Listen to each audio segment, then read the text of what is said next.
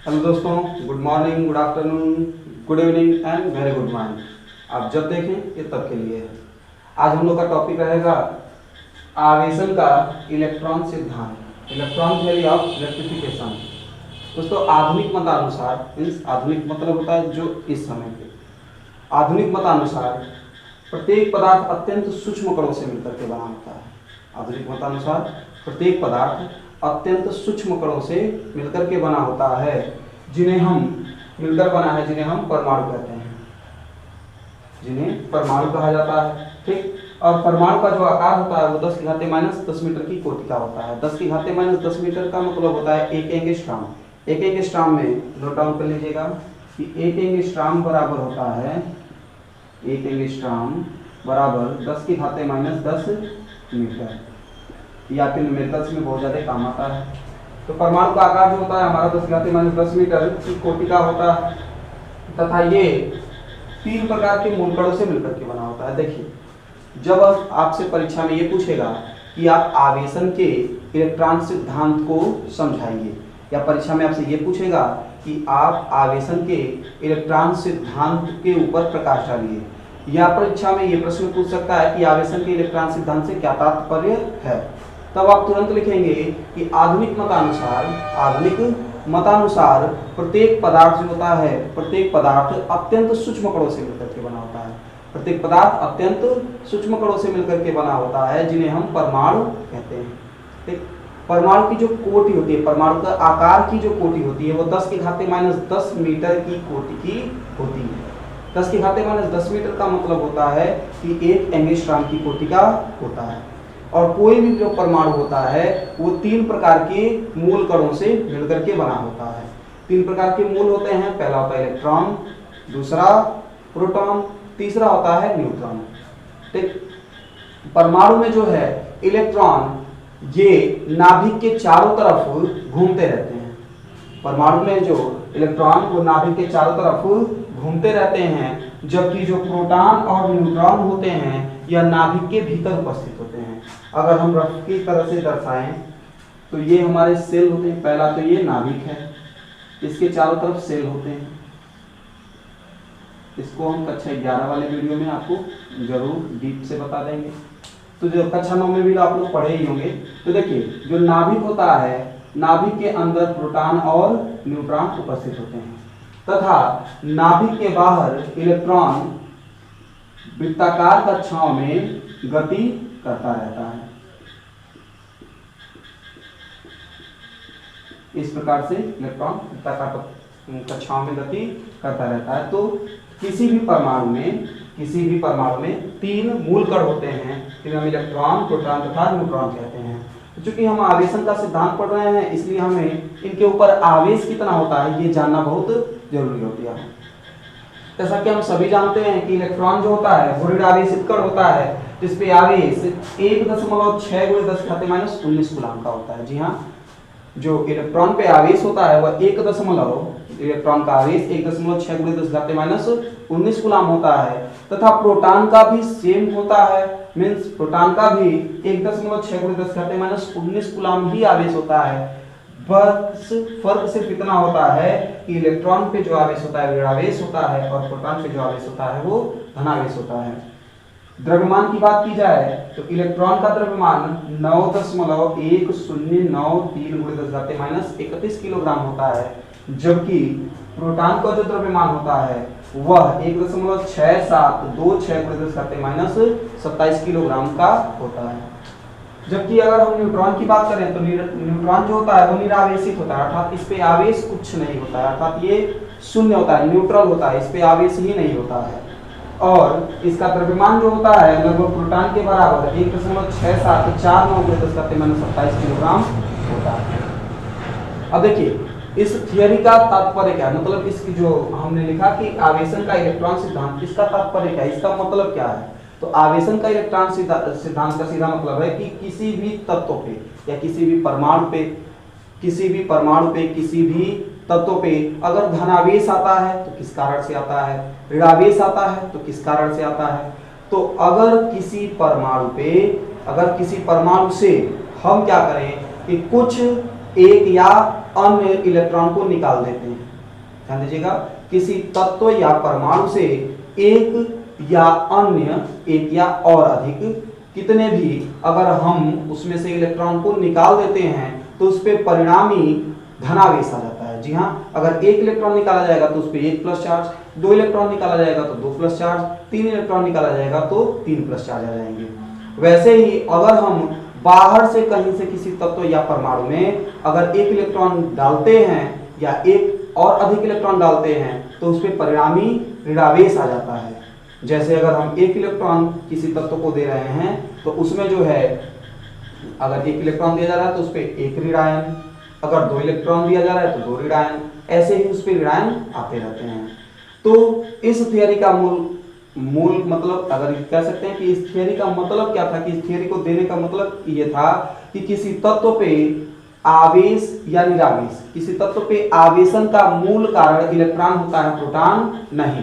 अर्थात अगर धनावेश है तो आप ये कंफ्यूजन में न रहिए कि इस पे धनावेश है तो इसमें प्रोटॉन की अधिकता होगी, चाहे इस पे ऋणावेश है तो इस पे इलेक्ट्रॉन की कमी हो सकती है, या फिर जैसे मतलब अगर आपके दिमाग में ये सारे कंफ्यूजन है तो इन कंफ्यूजन क्लियर कर दीजिए। अगर किसी तत्व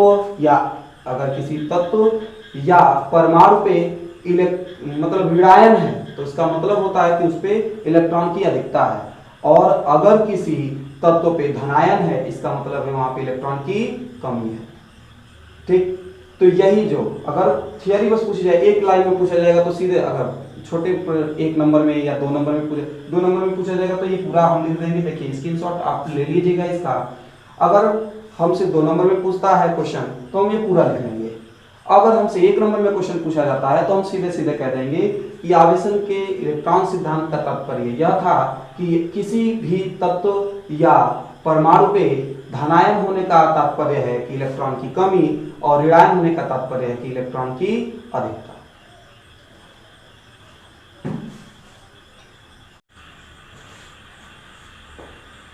चूंकि हमें नोट्स भी तैयार करने हैं इसलिए हमको छोटे से छोटा, बड़े से बड़ा जो भी आएगा वो पढ़ना पड़ेगा। अभी जो आया है हमारा वो है चालक तथा विद्युत रोधी। चालक तथा विद्युत रोधी, देखिए चालक तथा विद्युत रोधी बहुत ही आसान सा चीज है, लेकिन चूंकि हमारे सिलेबस में है इसलिए हमें पढ़ना पड़ेगा। जैसा कि चालक तथा विद्युत रोधी विद्युत रोधी, इसे हम इंग्लिश में कंडक्टर्स एंड इंसुलेटर्स बोलते हैं। ठीक, सबसे पहले हेडिंग डालेंगे हम चालक, इसे कंडक्टर कहेंगे। तो देखिए वे पदार्थ जिनमें आवेशों का प्रवाह एक स्थान से दूसरे स्थान तक सुगमता से अर्थात आसानी से, वे पदार्थ जिनमें आवेश का प्रवाह एक स्थान से दूसरे स्थान तक आसानी से हो सकता है, अर्थात जिनमें आवेश जो है आसानी से एक स्थान से दूसरे स्थान तक जा सकते हैं। ठीक, जा सकते हैं, चालक कहलाते हैं। जैसे धातुएं, मानव का जंतु का शरीर, पृथ्वी आदि। जैसे मानव का शरीर, आदमी को झटका इसीलिए तो लगता है, जैसे एक आदमी दूसरे को छूता है तो दूसरा आदमी अगर तीसरे आदमी को छुए तब तक उसको झटका लगते जाएगा। जैसा कि एक मूवी आई थी, उसमें हम ध्यान नहीं आ रहा मूवी का नाम, लेकिन उस मूवी में एक आदमी ऐसे उसको छुआ, उसको करंट लगा था, ऐसे हिल रहा था, तो दूसरा आदमी गया उसको वो छुआ, उसको भी करंट लगा, तीसरा औरत गई वो भी छुई, उसका वीडियो क्लिप अभी हो सकता है तो हम आपको दिखा दें, अवेलेबल होगा तो जरूर दिखा देंगे। तो मतलब हमारा शरीर, जंतुओं का शरीर, सबका शरीर जो होता है वो विद्युत का चालक होता है। साथ ही साथ तो पृथ्वी होती है, पृथ्वी भी विद्युत का चालक होती है, क्योंकि अगर हम एक तार जो हमारा पोल से आया होता है वो तार, एक तार वहां से ले लें और एक तार पृथ्वी से ले लें और किसी बल्ब में लगाते हैं तो वो बल्ब जलने लगता है। तो ये भी है हमारा शरीर कैसे है, कैसे एक हम आपको एग्जांपल दिखा देते हैं कि हमारा शरीर जो है किस प्रकार से विद्युत का चालक है। जैसे कि हमारे पास एक चार्ज वाला बल्ब है, चार्जिंग वाला बल्ब, इसे अगर हम पीछे इसके दोनों को चिपकाएंगे तो ये जलने लगेगा। अब हमारा शरीर जो है ये विद्युत का चालक है, इसी वजह से अगर हम अपनी उंगली को इस पे रगड़ते हैं थोड़ा सा, ऐसे देखिए ये जल जाएगा, ऐसे थोड़ा सा ही करने पे ये जलने लगा। देखिए नीचे कुछ बस उंगली इस पे रखते हैं और थोड़ा सा हल्का सा, बस तो ये जल जा रहा है। ठीक, और ये जला ही रहेगा। तो इसका मतलब क्या है कि जो हमारा शरीर है इसमें इलेक्ट्रॉनों का प्रवाह आसानी से हो सकता है, जिस वजह से ये बल्ब जो है जल जाता है।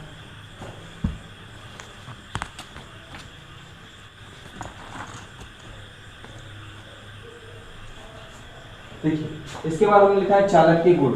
चालक के गुणों में सबसे पहला हमने गुण लिखा है कि चालक के भीतर आवेश सदैव शून्य रहता है। तो चालक के भीतर आवेश होता है वो हमेशा शून्य रहेगा। दूसरा पॉइंट हमने लिखा कि किसी आवेशित चालक को पृथ्वी के संपर्क में लाने पर अतिरिक्त आवेश पृथ्वी में चला जाता है।